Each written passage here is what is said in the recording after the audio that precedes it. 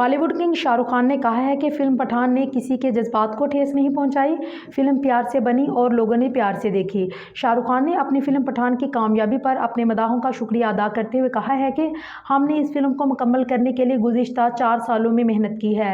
Bollywood king ने उन लोगों पर भी तंज किया जिन्होंने फिल्मों के फ्लॉप होने पर कहा है कि शाहरुख खान का वक्त ख़त्म हो गया है। किंग खान ने कहा है कि फिल्में फ्लॉप होने पर मैं तो मुतबादिल काम भी सीखने लग गया था। शाहरुख खान ने मजीद कहा है कि पठान ने किसी के जज्बात को ठेस नहीं पहुंचाई। ये फिल्म प्यार से बनी और लोगों ने इसको प्यार से देखा है।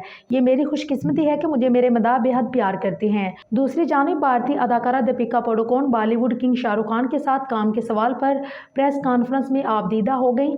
उस मौका पर दीपिका पादुकोण का कहना था कि मेरी पहली फिल्म से शाहरुख खान ने मुझे बहुत मोहब्बत दी और मैंने इनसे एतमाद हासिल किया। शाहरुख खान से अपने ताल्लुक के मुतल्लिक अदाकारा का कहना है कि हम एक दूसरे पर भरोसा करते हैं और मोहब्बत करते हैं। मैं उनकी बतौर फनकार और एक इंसान बहुत इज्जत करती हूँ।